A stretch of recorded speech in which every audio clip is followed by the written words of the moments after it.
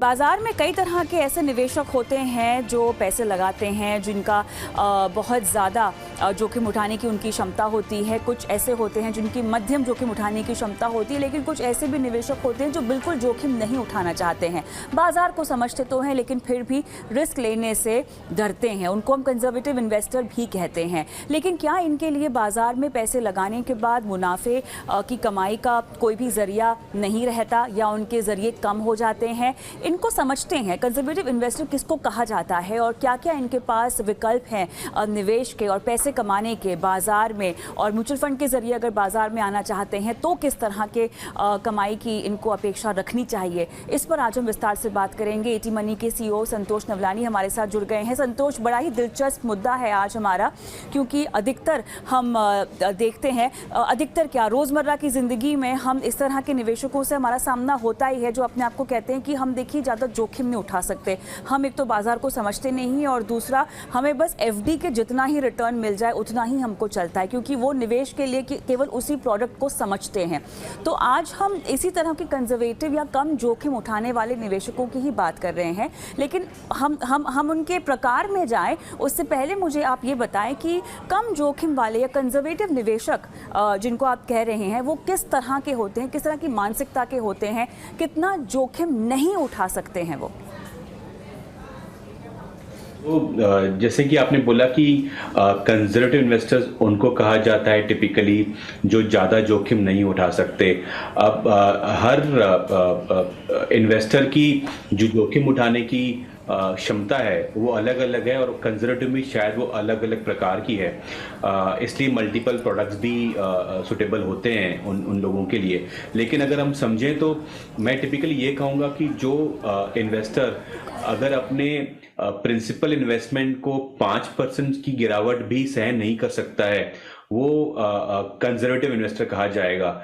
इसका मतलब ये कि अगर आपने कोई इन्वेस्टमेंट प्रोडक्ट में 1 लाख रुपए लगाए और उसकी वैल्यू 95,000 रुपीज़ हो जाती है करंट मार्केट प्राइस पे कभी भी, और आपको लगेगा कि ये उस टाइम पे लगेगा कि बेचना चाहिए, या फिर अपने आप इन्वेस्टमेंट्स को आप डाउट करेंगे कि मैंने क्या कर दिया, मैंने मिस्टेक तो नहीं कर दी।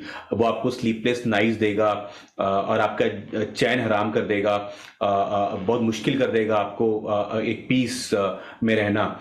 तो मैं कहूँगा कि वो एक कंजर्वेटिव इन्वेस्टर है और इन इन्वेस्टर्स को जो इन्वेस्टमेंट करना चाहिए वो ऐसा करना चाहिए कि ये जो लिमिट है 5% की वो कभी भी ब्रीच ना हो। इसका मतलब ये कि नुकसान कभी भी 5% से ज्यादा नहीं हो।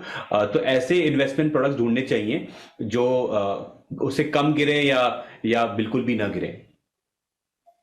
मुझे ना कंजर्वेटिव इन्वेस्टर्स के इन्वेस्टमेंट टाइम होराइजन को लेकर आपसे सवाल पूछना है। क्या ये कंजर्वेटिव शॉर्ट टर्म में रिस्क नहीं उठाने की वजह से कहे जाते हैं, या अगर इनका टाइम होराइजन लंबा हो उसके बावजूद भी ये रिस्क नहीं उठाना चाहते तब भी ये कंजर्वेटिव कहे जाते हैं? सो कविता, मैं कहूँगा कि ये जब मैंने आपको एग्जाम्पल दिया 5%, तो मैंने ये आपकी वैल्यू प्रिंसिपल वैल्यू से गिरने का एग्जाम्पल दिया। अगर आप एससी इन्वेस्टर को 3 साल की होराइजन लेंगे तो शायद कभी 1 लाख रुपए की वैल्यू 1,20,000 हो गई होगी, वो 1,20,000 1,15,000 हो जाएगी, या 1 लाख उसके हिसाब से अगर मैं देखूं 1,20,000 का 5% होता है तकरीबन 6,000 रुपए। तो अगर आपका 1,20,000 हो चुका है वो अगर वापस 1,14,000 हो जाएगा तो आपको इतना दुख नहीं होगा, क्योंकि आपका प्रिंसिपल फिर भी इंटैक्ट है।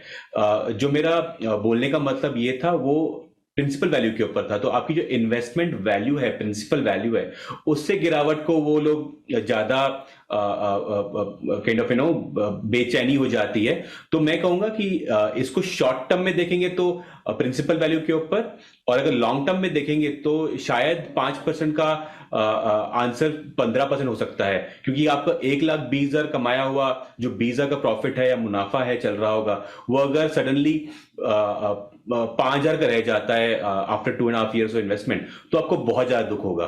तो डिपेंड करता है कि आप होराइजन क्या ले रही हैं। लेकिन अगर मैं सिंपल एग्जांपल पकड़ूंगा तो शॉर्ट टर्म में विद इन 1 year आपका अगर इन्वेस्टमेंट 5% गिर जाता है तो आप कंजर्वेटिव इन्वेस्टर कहलाएंगे, अगर आपको बेचैनी हो जाती है 5% के नुकसान पे। तो बिल्कुल, काफ़ी कुछ जो मैं आपसे अभी पूछना चाहती हूँ उसका जवाब संतोष आपने दे ही दिया है, लेकिन फिर भी मेरा मन कह रहा है कि मैं आपसे वो सवाल पूछूं जो मुझे लोग अक्सर पूछते हैं, भले मेल करके या कहीं सड़क पर मिल जाए तो उनका सवाल बस यही होता है, मैडम बाजार में निवेश तो करना है लेकिन हम ज़्यादा जोखिम नहीं उठा सकते, क्या बिना जोखिम लिए हम निवेश कर सकते हैं? क्या बिना जोखिम लिए हमारी उतनी कमाई हो सकती जितना आप लोग बताते हैं जोखिम लेने के साथ होगी? एक्चुअली बिना जोखिम का कोई भी इन्वेस्टमेंट नहीं होता है except maybe State Bank of India का एफडी या फिर गवर्नमेंट ऑफ इंडिया का कोई बॉन्ड 5 साल का या 10 साल का मैच्योरिटी का। बिना जोखिम कोई इन्वेस्टमेंट नहीं होता है, लेकिन बहुत लोग ये भी नहीं जानते हैं कि बैंक की एफडी भी आपको सिर्फ 5 लाख रुपए तक प्रोटेक्ट करती है। तो आपने अगर कोई प्राइवेट बैंक, बड़े बैंक में 10 लाख या 15 लाख की एफडी बना के रखी हुई है, तो आपकी सिर्फ 5 लाख तक गारंटी होती है कि 5 लाख तक प्रोटेक्शन होगा, उसके बाद प्रोटेक्शन नहीं होता है। तो बिना जोखिम के इन्वेस्टमेंट बहुत कम होते हैं। एक लाइफ की ये रियलिटी है, in my opinion investment world की रियलिटी है। बट आपका काम एज ए इन्वेस्टर ये कि आप ऐसे इन्वेस्टमेंट प्रोडक्ट को ढूंढें जिनका जो जोखिम है, जिनका जो रिस्क है वो आपकी क्षमता से कम होना चाहिए या उनके उसके जितना होना चाहिए। तो ये काम उतना डिफिकल्ट नहीं जितना हमको लगता है ढूंढना।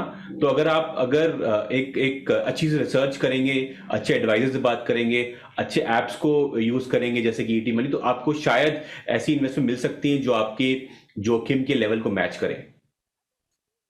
एक चीज़ बताइए संतोष, अब मुझे नहीं पता मेरी जोखिम उठाने की क्षमता क्या है, तो क्या मैं ईटी मनी पर जाकर ये पता लगा सकती हूँ कि मैं किस तरह की रिस्क टेकिंग इन्वेस्टर हूँ? क्या ये मुझे पता चल पाएगा?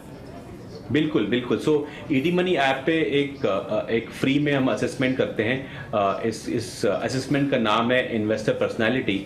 तो ये आपको बताएगा कि आपकी रिस्क लेने की क्षमता क्या है, और इसके हिसाब से अगर आप इन्वेस्टमेंट एडवाइजरी सर्विस जो हमारे ऐप में अवेलेबल है ईटी मनी जीनियस के नाम से, आप उसकी सब्सक्रिप्शन भी ले सकते हैं और एडवाइस भी ले सकते हैं। लेकिन अगर आपको सिर्फ पता करना है कि आपकी जोखिम की क्षमता क्या है, तो वो एक्चुअली निःशुल्क अवेलेबल है ऐप के ऊपर हमेशा। अब यहाँ पर आपको ईटी मनी के ऐप पे जाना है, अगर आपको नहीं पता कितना आप जोखिम उठा सकते हैं तो वहाँ पर आपको पता चल जाएगा। लेकिन अब चर्चा को आगे बढ़ाते हैं और उस पड़ाव पर लेकर आते हैं जहाँ पर संतोष जो हैं आपके लिए कमाई के नुस्खे लेकर आए हैं। ये कुछ फंड्स और स्कीम्स आपको ऐसी बताएंगे जो अगर आप जोखिम नहीं उठा सकते हैं, अगर आप कम अवधि के लिए निवेश करना चाहते हैं तो आपके पास बढ़िया कमाई के कौन से मौके हैं। तो पहला निवेश का विकल्प कौन सा होगा संतोष? कविता, सबसे सिंपल विकल्प इन माय ओपिनियन रहेगा कि एक एफडी का रिप्लेसमेंट, मैं नहीं कहूँगा कि वो फिक्स डिपॉजिट जैसा गारंटीड रिटर्न प्रोवाइड करेगा, लेकिन आपको एफडी जैसा लॉन्ग टर्म एक्सपीरियंस दे सकता है या मीडियम टर्म एक्सपीरियंस दे सकता है। वो है एक कैटेगरी ऑफ म्यूचुअल फंड्स जो कि कहा जाता है शॉर्ट टर्म डेट फंड्स। तो ये शॉर्ट टर्म डेट फंड जो कैटेगरी है, ये एक्चुअली बहुत ही सिंपल टू अंडरस्टैंड कैटेगरी है और काफ़ी अच्छी कैटेगरी, लेकिन इसमें जो ग्रोथ हुई है वो उतनी ज़्यादा नहीं हुई है रिटेल इन्वेस्टर्स से जो कि होनी चाहिए थी। तो मैं कहूँगा कि ये बहुत बढ़िया कैटेगरी है कंसिडर करने के लिए। कैसे काम करती है समझना इंपॉर्टेंट है। ये बेसिकली सेबी डेफिनेशन के हिसाब से ये जो फंड्स होते हैं शॉर्ट टर्म डेट फंड्स, ये ऐसे डेट सिक्योरिटीज या पेपर्स में इन्वेस्ट करते हैं जिनका रिमेनिंग ड्यूरेशन या average duration at any point of time 1 से 3 साल का होगा। इसका मतलब यह है कि आप जिस पेपर को खरीद रहे हैं एज ए डेट सिक्योरिटी, जिसमें आपको एक कूपन रेट मिलेगा, मतलब अगर फंड मैनेजर बाय कर रहा है कोई पेपर तो पहले से उसको पता होता है कि इसमें 7.8% का रिटर्न मिलने वाला है या 8.5 का मिलने वाला है या 6% का मिलने वाला है, उसको पहले से पता होता है और उसको मैच्योरिटी डेट पता होती है कि आज से 2 साल बाद ये पेपर मैच्योर हो जाएगा और मेरे को एज ए फंड मैनेजर अपनी इंटरेस्ट पेमेंट के साथ प्रिंसिपल वैल्यू वापस मिल जाएगी। तो एक सिंपल तरीका होता है, लेकिन इसमें यही होता है कि वो 1 से 3 साल के पेपर्स में ही इन्वेस्ट कर सकते हैं, वो उसके ऊपर के पेपर में इन्वेस्ट नहीं कर सकते। तो इसका फायदा ये पड़ता है कि ये चाहे मार्केट में इंटरेस्ट रेट्स ऊपर जाएं या नीचे जाएं, इनका एक्सपीरियंस स्लाइटली स्टेबल रहता है compare to long term debt funds और लिक्विड फंड्स। जैसे कि लिक्विड फंड्स आपको रिटर्न देंगे, अगर इकोनॉमी में इंटरेस्ट रेट बढ़ रहे हैं तो आपके इंटरेस्ट रेट भी बढ़ते रहेंगे, लेकिन वो बहुत ज्यादा नहीं हो सकते क्योंकि वो बहुत ही शॉर्ट टर्म के लिए लैंड कर रहे हैं। और अगर आप लॉन्ग टर्म डेट फंड्स में जाएंगे तो वो इंटरेस्ट रेट की मूवमेंट को उल्टे डायरेक्शन में रेप्लिकेट करते हैं। तो अगर इंटरेस्ट रेट बढ़ते जाएंगे तो उनकी वैल्यू गिरती जाएगी, और अगर इंटरेस्ट रेट घटते जाएंगे तो उनकी वैल्यू बढ़ती जाएगी। तो ये बहुत कॉम्प्लिकेटेड प्रोडक्ट्स हो जाते हैं इन्वेस्टर को समझने के लिए। लेकिन शॉर्ट टर्म डेट फंड दोनों चीजें नहीं करता है, वो 1 to 3 years पेपर में ही इन्वेस्ट करता है हमेशा, और आपको एक प्रेडिक्टेबल रिटर्न प्रोवाइड करेगा लॉन्ग टर्म में। तो अगर आप देखेंगे इनका लॉन्ग टर्म परफॉर्मेंस, तो मोस्टली ये 6 और 7.5-8% का रिटर्न रेंज में मूव करते हैं depending on interest rate economy. लेकिन अगर आप 2 या 2.5 साल इन्वेस्ट कर सकते हैं तो कभी भी नेगेटिव रिटर्न नहीं दिया है इन कैटेगरी ऑफ फंड्स ने। तो मैं कहूंगा कि अगर आप एफडी में इन्वेस्ट इसलिए नहीं कर रहे आज क्योंकि इंटरेस्ट रेट कम है और आपको डर लग रहा है कि शायद बढ़े भी नहीं तो मैं क्या करूं, तो आप शॉर्ट टर्म डेट फंड खरीद सकते हैं, क्योंकि फंड मैनेजर आपको ऐसा रिटर्न शायद डिलीवर कर पाए जो एफडी से थोड़ा बेटर भी हो सकता है और टैक्स एफिशिएंट भी हो सकता है 3 साल की इन्वेस्टमेंट के लिए। उम्दा पॉइंट है कि टैक्स एफिशिएंट है एफडी के मुकाबले, क्योंकि ये पॉइंट है जिसको लोग कंपेयर करना भूल जाते हैं, उनसे मिस हो जाता है। अगला निवेश का विकल्प आप कौन सा रेकमेंड कर रहे हैं और किस तरह कामकाज करता है ये? तो एक्चुअली एक कैटेगरी है कविता, कंजर्वेटिव या हाइब्रिड फंड कैटेगरी में कहूंगा। हाइब्रिड फंड कैटेगरी में मल्टीपल टाइप के फंड्स होते हैं, बैलेंस एडवांटेज फंड या एग्रेसिव हाइब्रिड फंड्स, जो थोड़े से लॉन्ग टर्म इन्वेस्टमेंट के लिए सुटेबल होते हैं। लेकिन शॉर्ट टर्म के लिए 2 कैटेगरी ऑफ फंड्स हैं, कंजर्वेटिव हाइब्रिड और इक्विटी सेविंग्स फंड। अब दोनों काफी सिमिलर काम करते हैं, लेकिन सुटेबल होते हैं डिफरेंट इन्वेस्टमेंट होराइजंस के लिए। तो अगर आप एक ऐसे इन्वेस्टर हैं जो 3 साल से पहले शायद पैसे को विड्रॉ करना चाहते हैं और आप ऑब्वियसली जोखिम ज्यादा लेना नहीं चाहते हैं इस टाइम पे, तो इक्विटी सेविंग्स फंड एक ऐसी कैटेगरी है जो कि उस ऑब्जेक्टिव को शायद मीट कर पाए। तो इक्विटी सेविंग्स फंड में क्या होता है कि हमेशा जो इक्विटी पोर्शन होता है वो टिपिकली 25 से 35% तक रहेगा, और बाकी का पैसा अप टू 65% ऐसा मैनेज किया जाता है कि आर्बिट्राज में जाए। तो क्या होता है कि 65% आपका पैसा एक्चुअली ऐसे कैटेगरी में होता है जो कि शायद इक्विटी कहलाती है। तो आपको टैक्स बेनिफिट जो होता है या टैक्स का इम्प्लीकेशन होता है वो इक्विटी फंड जैसा काम करता है। इक्विटी फंड्स में क्या होता है कि आपको जो short term capital gain tax है वो 15% का होता है और लॉन्ग टर्म में वो 10% होता है। तो इक्विटी सेविंग्स फंड वैसे ही काम करते हैं टैक्स इम्प्लीकेशन में, लेकिन आपका पूरा पैसा कभी भी पूरे इक्विटी फंड्स में नहीं लगाते, वो 25% तक इक्विटी में लगाते हैं और बाकी का पैसा डेट में लगाते हैं या आर्बिट्राज में लगाते हैं। तो फायदा ये पड़ता है कि आपका जो प्रिंसिपल है वो पूरा का पूरा जोखिम में नहीं होता है, और बिकॉज ऑफ दोनों जो कैटेगरी है इक्विटी और डेट आपको एक स्टेबल इन्वेस्टमेंट एक्सपीरियंस देती है लॉन्ग टर्म में। और इसके रिटर्न अगर आप देखेंगे तो अगर आप 3 साल तक कोई भी पीरियड देखेंगे तो टिपिकली इसका रिटर्न अगेन 4 से 6% के आसपास रहा है, और बहुत ही रेयरली 3 साल के होल्डिंग पीरियड पे नेगेटिव रिटर्न दिया है। तो अगर आप 3 साल से नीचे इन्वेस्टमेंट करना चाहते हैं तो इक्विटी सेविंग्स फंड खरीद सकते हैं, और अगर आप लंबा इन्वेस्टमेंट करना चाहते हैं 3 साल से ऊपर लेकिन आप कंजर्वेटिव हैं तो इसी की same category, almost similar category जैसा है कंजर्वेटिव हाइब्रिड, हम उसके बारे में चर्चा कर सकते हैं once we understand more about equity savings.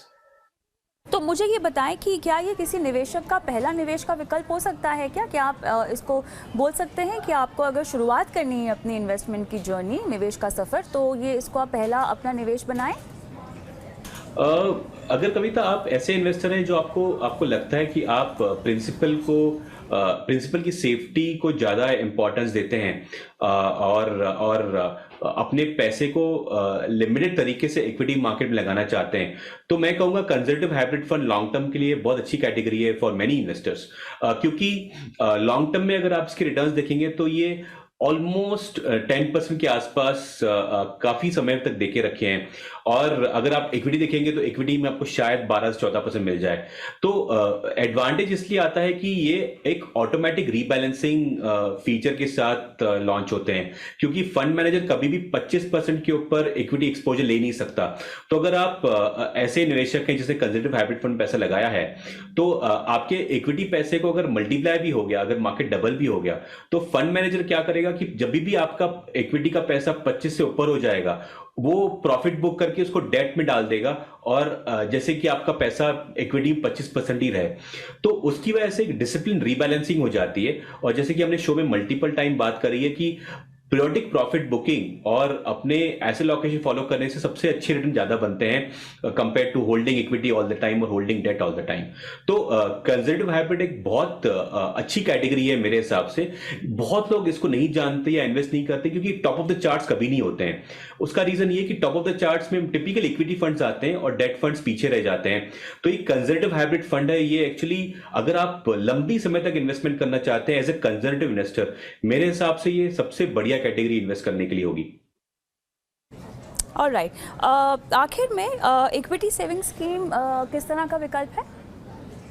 तो इक्विटी सेविंग्स फंड और कंजर्वेटिव हाइब्रिड जैसे मैंने बताया बहुत ही सिमिलर कैटेगरीज है कविता, एक्सेप्ट वन डिफरेंस की इसमें अगर आपको 3 साल के पहले इन्वेस्ट करना है तो equity savings fund better suitable है, और 3 साल के ऊपर करना है तो कंजर्वेटिव हाइब्रिड फंड ज्यादा सुटेबल है। डिफरेंस अब यही है कि टैक्सेशन इंपैक्ट क्या है और वो टैक्सेशन इंपैक्ट कहां से लाया जा रहा है।